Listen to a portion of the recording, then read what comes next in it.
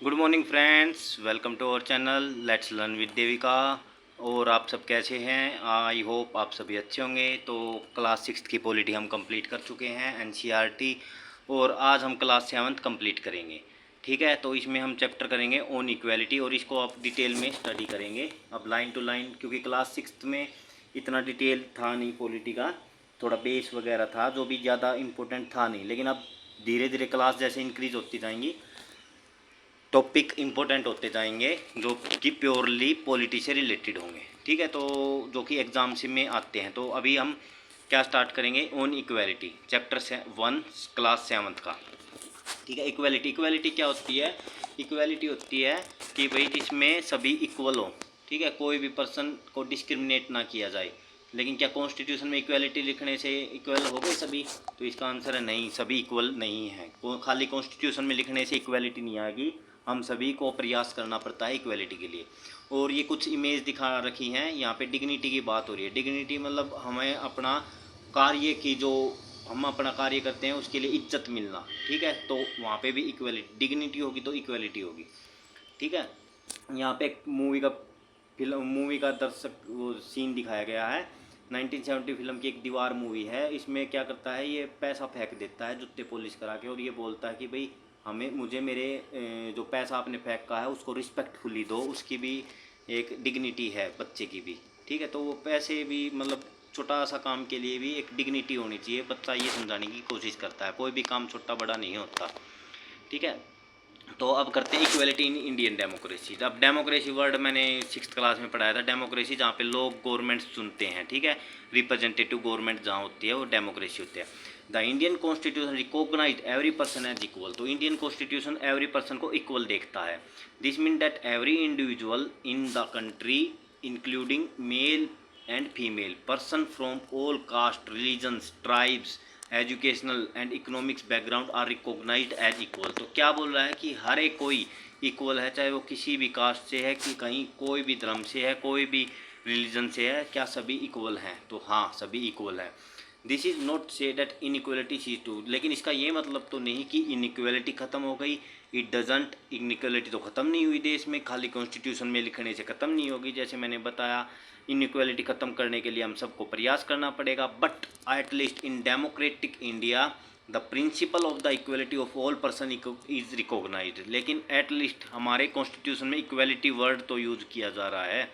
While earlier no law exist, पहले कोई भी लॉ एग्जिस्ट नहीं था। Protect people from discrimination, discrimination से बचाने के लिए पहले कोई भी लॉ एग्जिस्ट नहीं था, और इल ट्रीटमेंट किया जाता था। Now there are several law work see that people are treated with dignity and equals. ठीक है, अब आज के टाइम पे सेवरल लॉज हैं।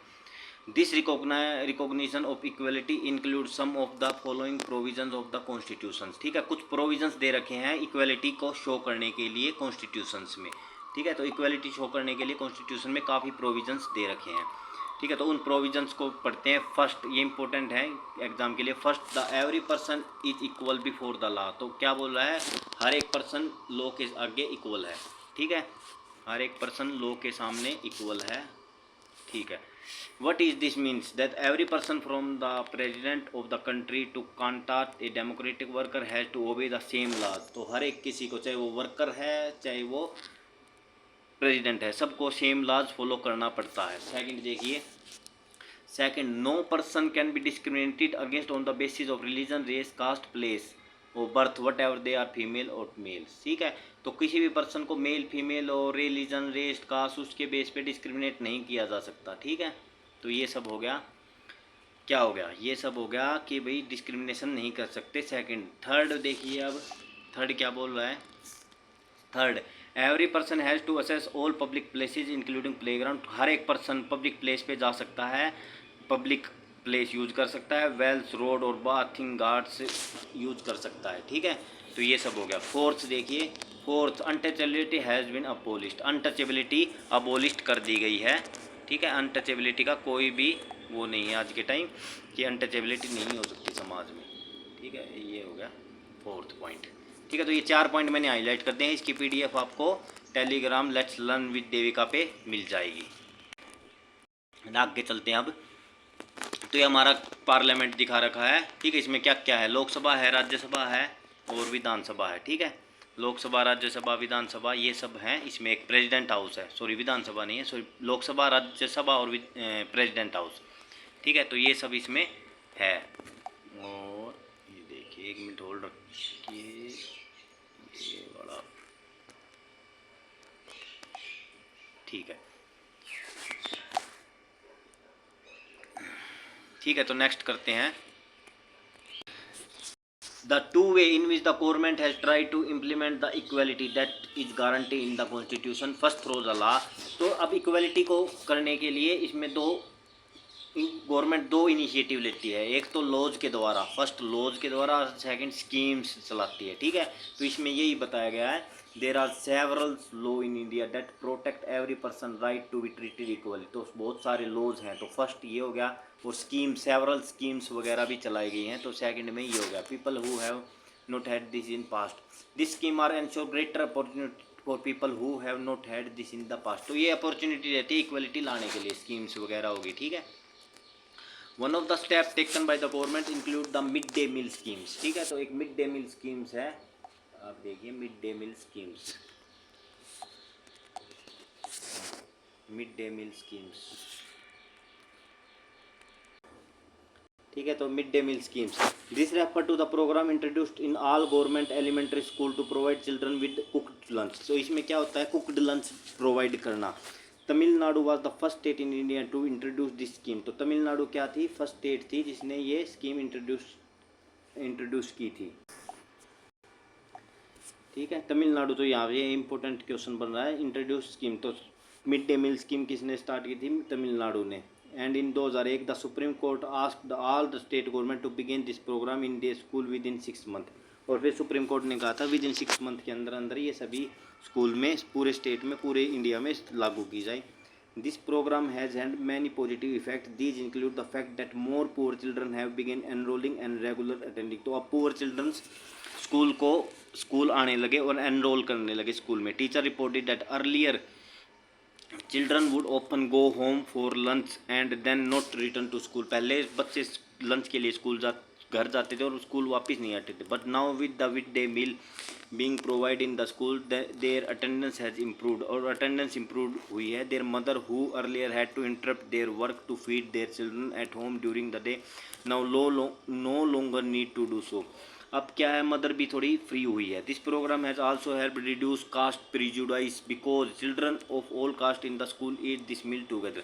अब इसने क्या मदद की है, कास्ट प्रीजुडाइस खत्म करने में भी। प्रीजुडाइस क्या होता है, मैंने लास्ट वीडियो में बताया था, प्री जज करना किसी को। डिस्क्रिमिनेशन का 2 रूल होते हैं डिस्क्रिमिनेशन, स्टीरियोटाइप होना और प्रीजुडाइस करना। प्रीजुडाइस मतलब किसी के से आप फर्स्ट टाइम मिल रहे हो और वो अदर कास्ट का, तो उसके बारे में आप नेगेटिव विचार बना लेते हो, तो वो प्री जज करना, प्रीजुडाइज मतलब प्री जज करना। और इसमें प्रीजुडाइज खत्म होता है क्योंकि सभी कास्ट के लोग एक साथ मिलकर काम करते हैं या खाना खाते हैं। And in quite a few place Dalit women have been employed to cook the meals. और दलित वुमेन्स को एम्प्लॉयड किया गया है cook the meal, for cook the meal. The mid day meal program also help reduce the hunger of poor student who often come to school and cannot concentrate because their stomach are empty। अब इसने क्या है, hunger index में भी मतलब कमी लाई है, मतलब बच्चे हंगर नहीं रहते अब और वो अपनी पढ़ाई पे कंसंट्रेट कर पाते हैं। while government program play important role in increasing equality of the opportunity, there is much that still need to be done। ठीक है, increase equality of government program है ना, इम्पोर्टेंट रोल प्ले करती है, स्कीम्स वगैरह जो इक्वलिटी को increase करने में हेल्प करती है। और बहुत सभी अभी still needs to be done, और अभी भी इक्वलिटी ख़त्म नहीं हुई है, तो गवर्नमेंट को ऐसे प्रोग्राम चलाते रहने चाहिए। While the mid day meal program has helped increase the enrolment and attendance of poor children in school there continues to be a big difference in our country between schools and the rich attend and those who that the poor attend। ठीक है, तो अभी क्या करते हैं, अभी poor बच्चे भी जो मिड डे मील है वो अटेंड कर पाते हैं, ठीक है, सॉरी स्कूल अटेंड कर पाते हैं। Even today there are several school in the country in which Dalit children are discriminated. तो अभी भी आज के टाइम डिस्क्रिमिनेट किए जाते हैं दलित चिल्ड्रंस को अगेंस्ट एंड ट्रीटेड अनइक्वली। तो दलित्स के बारे में क्लास 6 में पढ़ा था। तो वो क्या होते हैं, the children are forced into unequal situation in which their dignity is not respect, तो उनकी डिग्निटी को रिस्पेक्ट नहीं किया जाता। This is because people refuse to think of them equal, ऐसा क्यों है, क्योंकि पीपल्स इक्वल सोचने में उनको रिफ्यूज़ कर देते हैं, even though the law require it, तो लॉज होने के बाद भी। One of the main reason for this is that attitude change very slowly, और इसका मेन रीज़न क्या है, एटीट्यूड स्लोली चेंज होता है। Even though person are aware that discrimination is against the law, person ये जानते हैं कि डिस्क्रिमिनेशन करना अगेंस्ट द लॉ होता है, लॉ के अगेंस्ट होता है, they continue to treat people unequally on the basis of their caste, religion, disability, economic status and because they are womens. तो कई बार क्या करते हैं, लोगों को पता होता है कि भाई ये लॉ के अगेंस्ट है, लेकिन वो फिर भी क्या करते हैं, डिसेबल पर्सन की मजाक उड़ाते हैं, वुमेन्स का मजाक उड़ाते हैं, रिलीजन्स का मजाक उड़ाते हैं, कोई लोअर कास्ट से उसका मजाक उड़ाते हैं, दलित भाई का मजाक उड़ाते हैं, तो ये सब होता रहता है। नेक्स्ट देखिए, it is only when begin to believe that no one is inferior and that every person deserve to be treated with dignity, ये तभी हो सकता है कि कोई भी इन्फीरियर नहीं है और सभी को डिग्निटी के साथ ट्रीट किया जाए, ठीक है।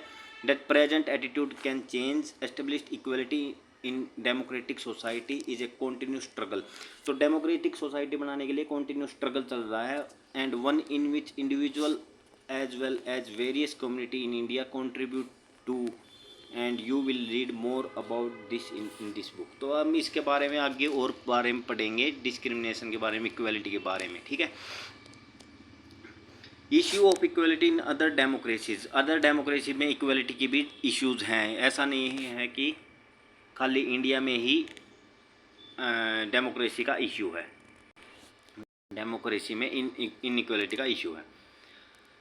सो नेक्स्ट देखिए, अब where the struggle for equality continue to exist, the truth is that in many democratic countries around the world, the issue of equality continue to be key issue around which communities struggle। So for example, the USA, United States of America, the African American whose ancestors were the slaves, ठीक है। तो अभी यहाँ तक पढ़ते हैं, पहले यहाँ तक समझाता हूँ।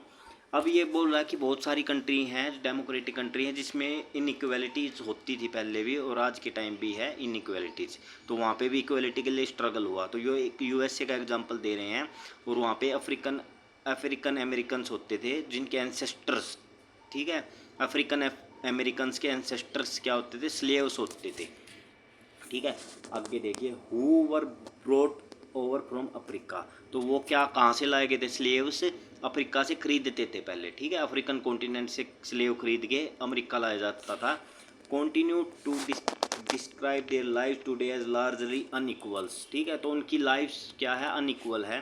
This despite the fact that there was a movement in the late 1950 to push for equal rights for African American. 1950 में एक मूवमेंट्स भी चला था कि भाई उनको इक्वल्स राइट दिए जाएं, ठीक है, अफ्रीकन अमेरिकन्स को इक्वल राइट दिए जाएं 1950 में। तो ये कुछ थोड़ा ध्यान रख लीजिए आप, 1950 में क्या मूवमेंट्स वगैरह चले थे, ठीक है, इससे आपको पता चलता है हिस्ट्री वगैरह में ये सब काम आएंगे, ठीक है। नेक्स्ट देखिए, prior to this African Americans were treated extremely unequal in the US and denied equality through laws, तो वहाँ पे क्या था, लोगों ने अनइक्वल मानते थे और लॉज होने के बाद भी लॉज को ही डिनाइड कर दिया था।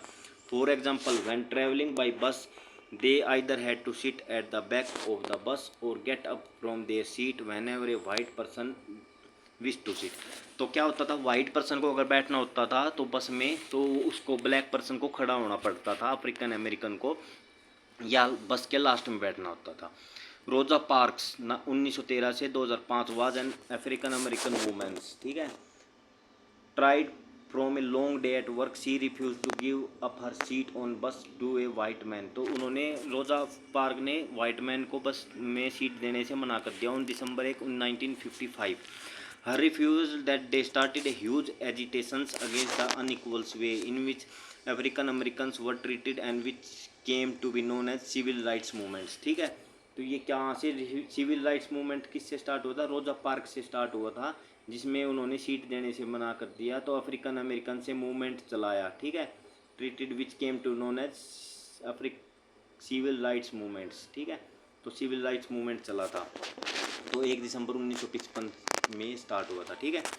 The civil right act of 1964, ठीक है। अब क्या क्या हुआ, the civil right act of 1964 prohibit discrimination on the basis of race, religion और नेशनल ओरिजन्स, ठीक है। तो उसने क्या किया अब, मतलब जो सिविल राइट्स एक्ट है 1964 में, वहाँ पे क्या किया, मतलब जो डिस्क्रिमिनेशन था ब्लैक्स पीपल के अगेंस्ट, तो उसको ख़त्म करने की कोशिश की। It also started that school should be open to, इसमें और क्या किया गया, school should be open to African American children and they were no longer have to attend, next देखिए 1 minute, they were no longer to attend separate school, ठीक है। तो वहाँ पे क्या होता था, सेपरेट स्कूल्स वगैरह होते थे, तो उनको अब सेपरेट स्कूल नहीं दिया, मतलब इक्वली वहाँ पे सेम स्कूल में एडमिशन ले सकेंगे, set up for them. However despite this majority of African continue to among the poorest in the country, लेकिन इन सब के बाद भी अफ्रीकन अमेरिकन पुअर थे वहाँ पे।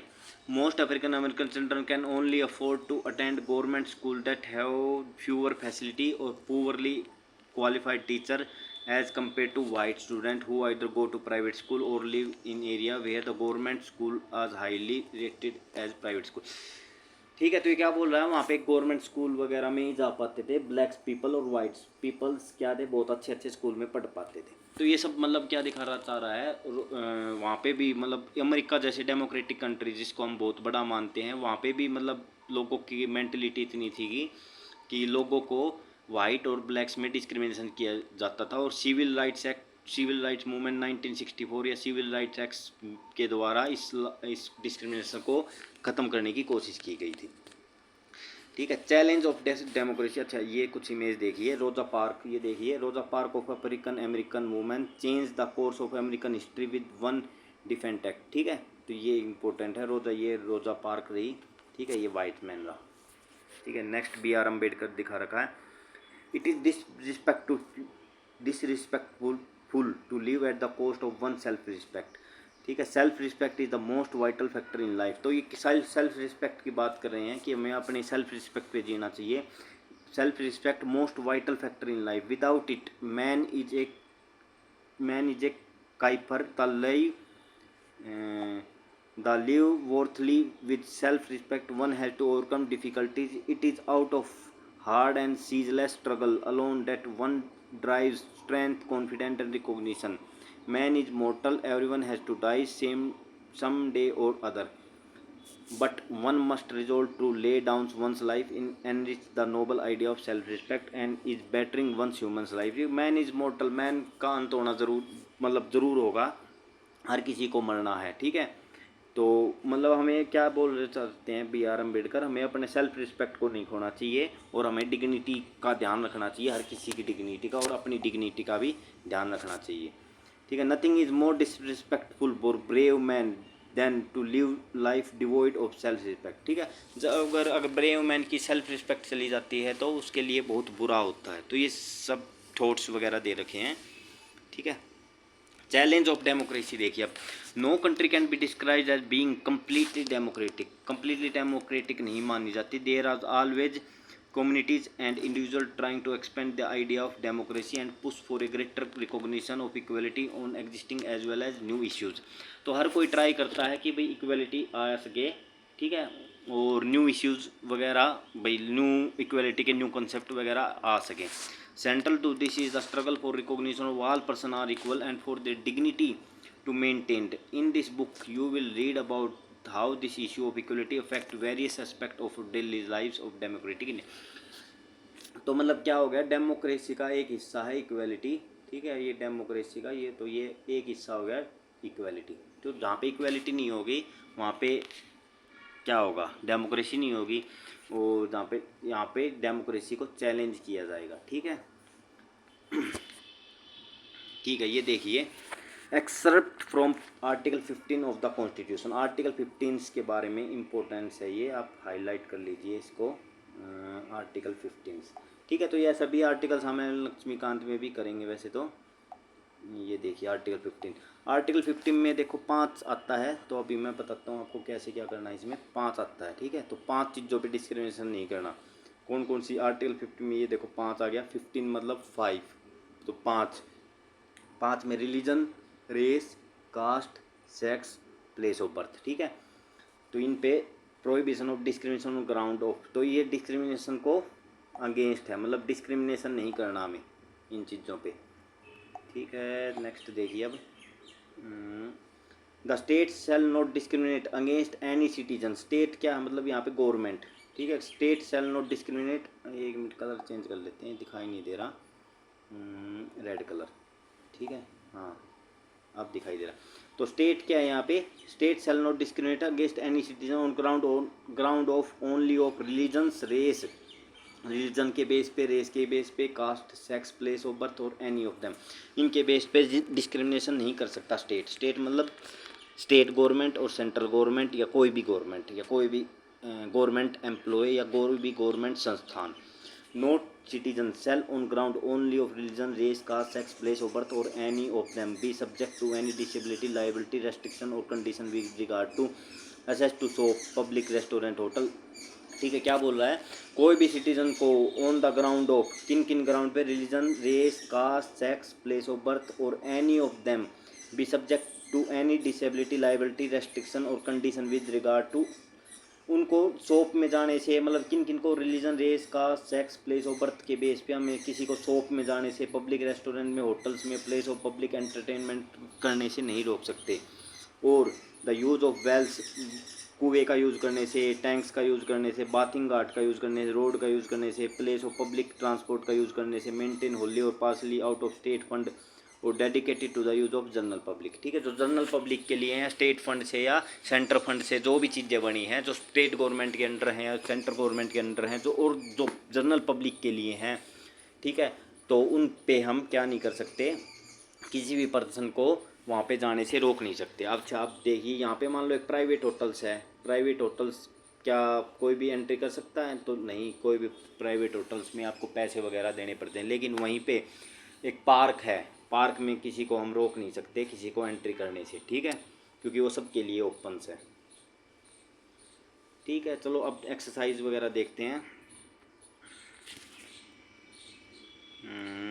ये देखिए exercise, in a democracy who is universe, why is universal adult franchise important. अब यूनिवर्सल एडल्ट फ्रेंचाइज क्या होता है, पहले जो भी 18+ हैं, वो चाहे वो फीमेल हो, चाहे मेल हो, चाहे वो किसी भी रिलीजन से हो, किसी भी कास्ट से हो, जो 18+ है, कि कहीं से भी हो, वो चाहे वो मेल हो, चाहे मेल ना हो, चाहे फीमेल भी ना हो, चाहे वो ट्रांसजेंडर हो, तो वो वोट कर सकता है इन इंडिया में। वाई, तो अडल्ट, क्योंकि अडल्ट फ्रेंचाइजी नहीं होगी, अनइक्वलिटी, अगर अडल्ट फ्रेंचाइजी नहीं होगी तो वहाँ पे क्या शो हो रहा है, अनइक्वलिटी, और अनइक्वलिटी होगी तो वहाँ पे अनइक्वलिटी होगी तो डेमोक्रेसी को चैलेंज किया जाता है, ठीक है। तो ये फर्स्ट का एक्सरसाइज हो गया, ठीक है। री read the box of article 15, article 15 को पढ़िए। State two way in which the article address inequalities, तो इनइक्वालिटी को कैसे एड्रेस कर रहा है कि भाई वहाँ पे सभी को रिलीजन, रेस, कास्ट, ये 5 चीज़ें दे रखी हैं, इनके बेस पे डिस्क्रिमिनेशन नहीं किया जा सकता और किसी को कुएं में पानी भरने से नहीं रोक सकते, तो ये सब आप बता सकते हैं इसमें। Third, why do you understand by the means all person are equal before the law, why do you think it is important in democracy। तो equal law, before the law, मतलब लॉ के सामने सभी इक्वल है, चाहे वो एक मजदूर है या चाहे प्रेसिडेंट है, लॉ के सामने सभी इक्वल है। और ये इंपॉर्टेंट क्यों है, अगर हर किसी के लिए अलग अलग लॉ होगा तो वहाँ पे क्या शो हो रहा है, अनइक्वलिटी, अनइक्वलिटी होगी तो मतलब क्या है, वहाँ पे डेमोक्रेसी नहीं है। तो ये थर्ड भी हो गया। नेक्स्ट देखिए, ठीक है। नेक्स्ट क्या है, नेक्स्ट देखिए इंपॉर्टेंट है, थोड़ा हाईलाइट कर लीजिए इसको। According to the right of person with disability act 2016, ठीक है। एक डिसेबिलिटी एक्ट है जो डिसेबल्ड पर्सन है उनके लिए लाया गया था, डिसेबिलिटी एक्ट पर्सन 2016। उसमें क्या बताया गया है, person with disability have equal rights, उनको भी इक्वल राइट्स होते हैं। That the government should make possible there full participation, ताकि वो फुल पार्टिसिपेशन कर सके सोसाइटी में, सोसाइटी पे बोझ ना हो सके। The government has to provide free education, उनको फ्री एजुकेशन दी। Integrated children with disability into mainstream school, उनको मेन स्ट्रीम स्कूल में एडमिशन कराया। This law also state that all public place including building, school etcetera should be accessible and provided with ramp, और वहाँ पे क्या बताया कि ramp provide करना चाहिए स्कूल्स वगैरह में, ठीक है। तो अब हमें करना क्या है, तो नेक्स्ट देखिए, ये पिक्चर्स देखिए, लुक एट द फोटोग्राफ, इस photograph and think about the boy is being carried down the stairs, boy को स्टेयर्स के द्वारा कैरिड डाउन लाया जा रहा है, नीचे लाया जा रहा है। Do you think the Ebola is being implemented in this case, what need to be done to make the building more accessible for, तो क्या इसमें ये person with disability act, PWD act बोलते हैं इसको, PWD एक्ट, ठीक है, PWD act 2016, इसमें फॉलो हो रहा है? तो नहीं हो रहा, क्योंकि यहाँ पे क्या है, रैंप नहीं बना रखा, स्कूल में रैंप नहीं बना रखा, ठीक है, तो इसमें फॉलो नहीं हो रहा, ठीक है। तो और इसको क्या बोल रहा है, down the stair affect dignity as well, ठीक है।